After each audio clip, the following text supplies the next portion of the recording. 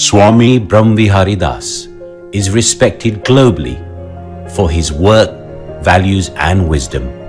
He is an accomplished, thought-provoking international orator. Currently leading the historic project of the first traditional Hindu Mandir being built in Abu Dhabi. He has been awarded an honorary PhD by the Gujarat University. Swami Brahmavihari has inspired leaders, medical professionals, journalists, politicians and students, and truly make him a global ambassador of the Hindu faith, selfless service and interfaith harmony. One of the rules as a monk is, we do not touch money. I have no bank accounts. We cannot own anything. Even our clothing that you see have no stitches. If you have stitches, you have pockets. If you have pockets, you have possession.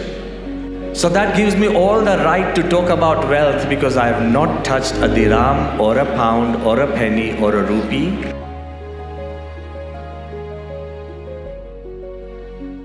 The medal that we are offering to this evening's good fellow is the Queen Elizabeth II Africa General Service Medal. I'd like to invite His Holiness Brahmavihari Swami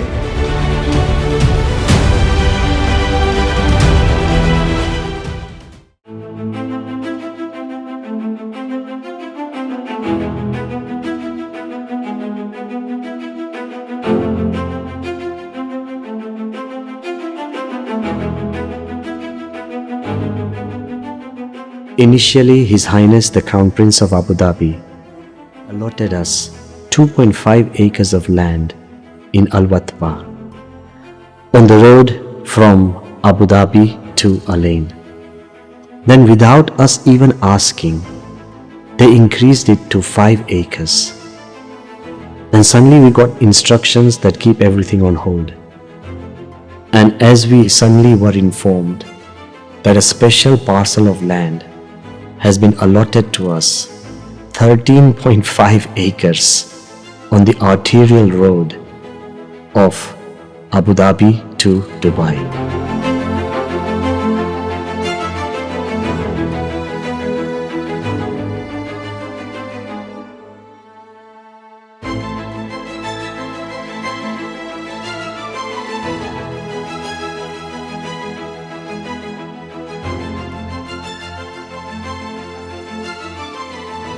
I want to point out, everything literally divides us.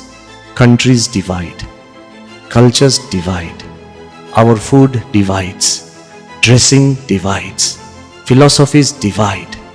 But only one thing unites us: love is love is love in any culture, in any country. Faith is faith everywhere, now and forever. So the temple is based on values, and most predominant value is the value of harmony and tolerance. Let me take pleasure in introducing His Holiness Brahmavihari Swamiji. Swamiji leads international relationship for BAPS Swaminarayan Sanstha, part of the team that conceptualized the Swaminarayan Akshardham. He was a part of the core team for the Nesdan Mandir in London, which has been awarded 4 mentions in the Guinness Book of World Records. Played a key role in the design and creation of the water spectacular shows at the New Delhi on Gandhinagar Akshardham and the Mystic India Giant Screen Film. He oversees the devotional, cultural, humanitarian and spiritual activities of BAPS.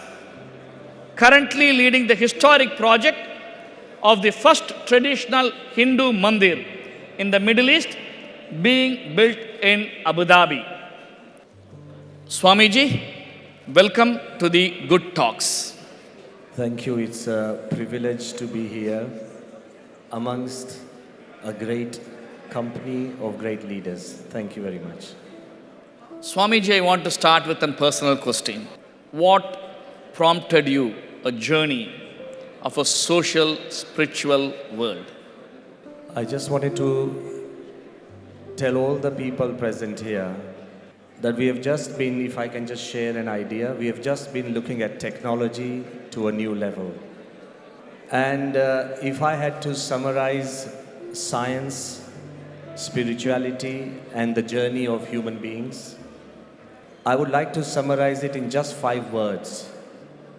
I don't think you need to read all the history books that we have, all the great technologies that are up ahead.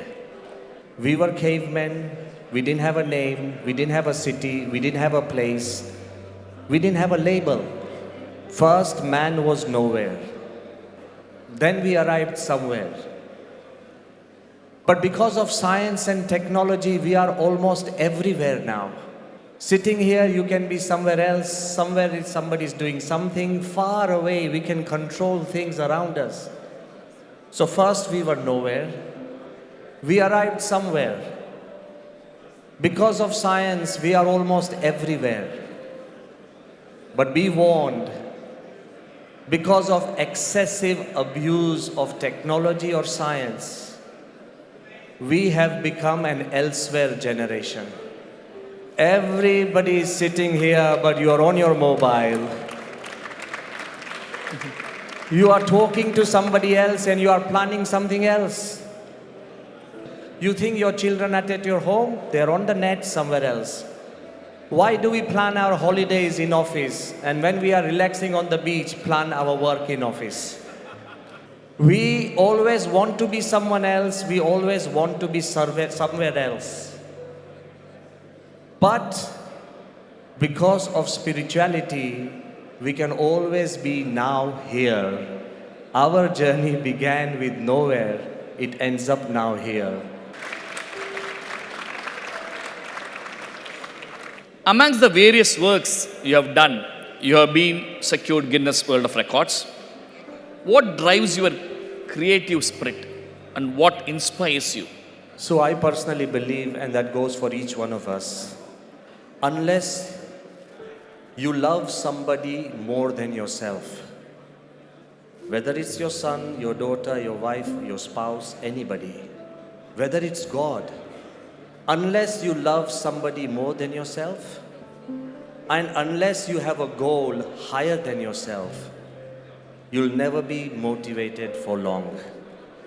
The problem with our society is we start with us and we end with us only.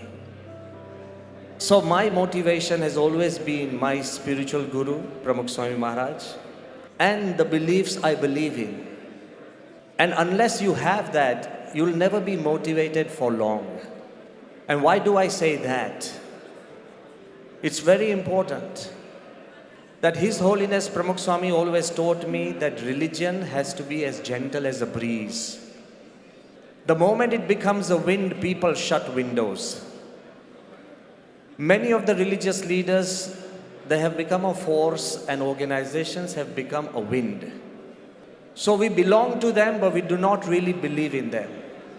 And I personally believe that only freedom allows you to be really motivated. If sitting here and I do not allow you to be what you are, and if I don't allow you to be who you are, and if I don't give you that freedom to be yourself, how can I promise you freedom in heaven? So what motivates me means, my spiritual leader always asked me to ask anybody, whenever you meet a spiritual leader, you ask him or her, that can you create a bit of heaven on this earth, the one you keep promising up there, and that's when you'll really get to know what spirituality is. That keeps me motivated. Thank you, Swamiji. Thank you. For the interest of the audience here, we have a 51 country nationalities in this room, covering 5 continents. I would request you if you can share little information about BAPS. What's BAPS doing and how they are changing individuals and families' life. See, personally, I would like to share a small anecdote which I think each one of you will understand.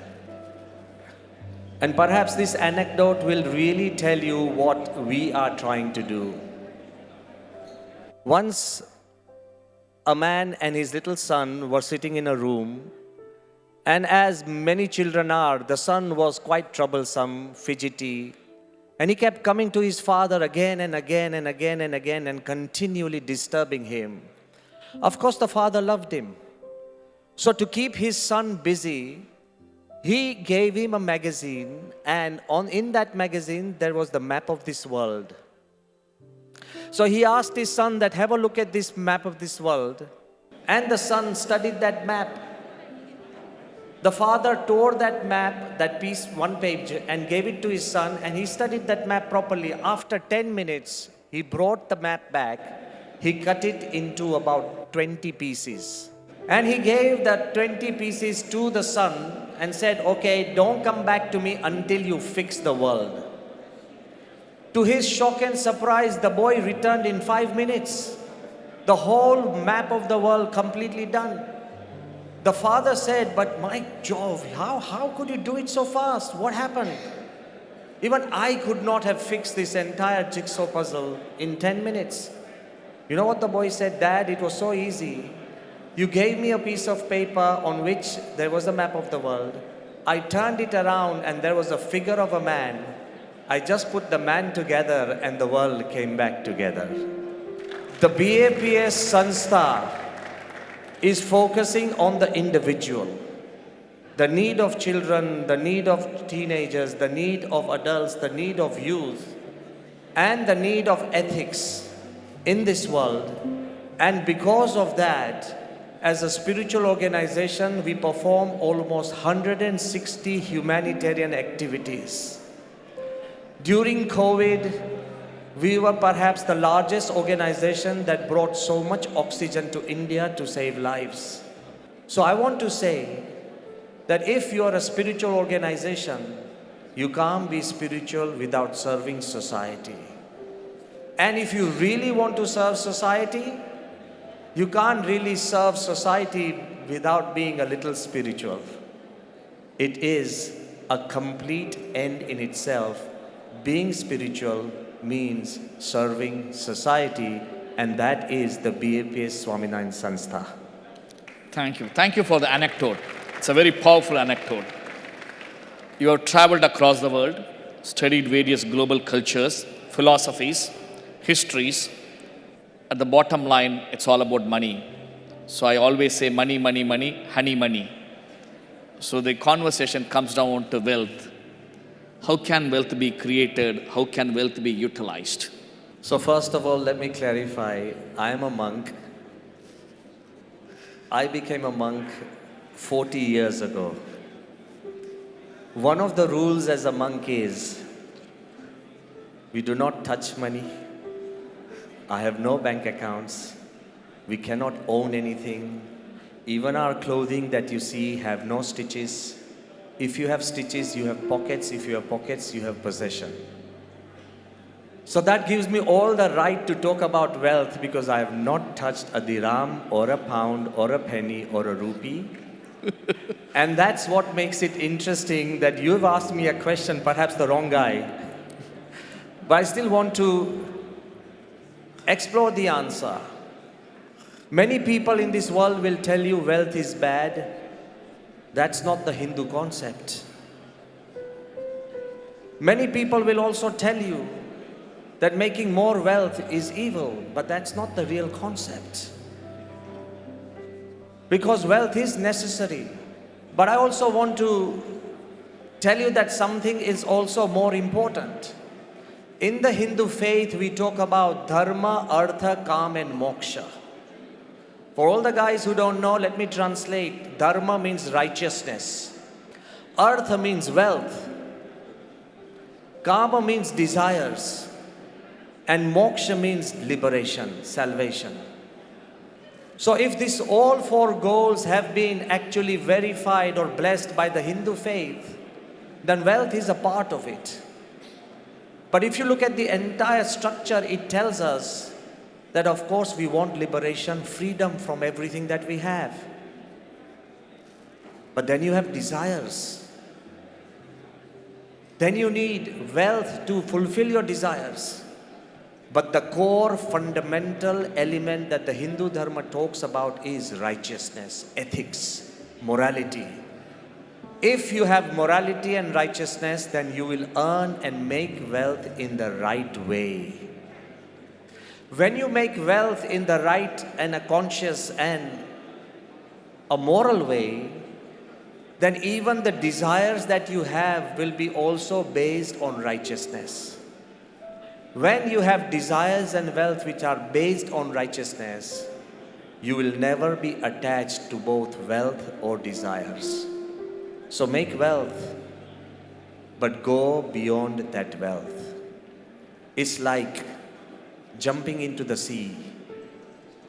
The water keeps you afloat, but you live as long as you keep your head and your nose and your face above the water. So make all the wealth that you want, but do not get drowned in your own wealth. Keep your head above it, and it will rise. The other thing that you ask, that how can we add value to the wealth that you've made? But let me point one thing out which I think is absolutely important for all of us. Add value to your wealth. What do I mean? As you become richer and richer, you should actually enrich your life. As you become wealthy, you should add value to your own life. But when you use wealth wisely for the well-being of the world, when you use wealth to actually donate for the right causes, it just makes you more valuable. I had talked to the rulers and the officials of this country once, that when you do Expo 2020, or when you create something bigger than anything, or when you even do great conferences and great events, the world will only think that you can do it because you have money. But when you have given a special land for a Hindu temple which was never ever dreamt about, it tells the world that you have space in your heart, and that heart is wealthier than all the wealth that you have. When you go beyond, and when you go beyond something that your wealth can't buy, it can't buy the health of others. It can't wipe the tears of others. It can't make people more satisfied. So please trust me that drinking a glass of water is important. Every day you might drink 10. Throughout your life you have drunk millions of glasses of water that give you life, but you have forgotten all the glasses that you have drunk. But if you're on the road and you give one glass to somebody who is dying of thirst and he survives, you will never forget that glass that gave life to others. Use your wealth to give more life to others and add value to your wealth. Make it lovable so people pray that may God make him more wealthy and her more wealthy. Thank you very much. Swamiji, it has been a very pleasure talking to you. I still want you to leave a last message from you, an invitation to everybody to visit the temple. So one last message I wanted to also tell all of you, and I really say it with all my heart, that imagine a Muslim king donating land to a Hindu temple where our lead architect is a Christian Catholic, where our project designer is a Sikh, where our structural designer is a Buddhist, where our chairman comes from a Jain tradition, where our construction company is a Parsi, and where our chief consultant is a man of no religion. This is the harmony that BAPS Hindu Mandir has created. And I want to leave you with this one last message of harmony. And this is the only message that I want each one of you to spread wherever you are. Remember one thing, that if our God who created this entire universe, if he did not believe in harmony or diversity, He would have just created one flower with one color. Because our world has millions of flowers with billions of colors, I believe that God believes in harmony. If our God did not believe in harmony and diversity, He would have created just one face and one race. Because there are 8 billion faces and many, many races, the God who made all of us believes in harmony. BAPS Hindu Mandir is the home of God. All of you are welcome from any race, any culture, any country. We have tried to revive 10,000 years of art, culture and values. It is in the heart of Abu Dhabi. Please come and make our place special by your personal visit. Thank you very much. Ladies and gentlemen, we at Sovereign Wealth Fund Institute is proud and privileged to host His Holiness Brahmavihari Swamiji today on this dais. Thank you, Swamiji, for your wisdom. Thank you for sharing all the life-changing quotes for us. Thank you so much. Thank you very much.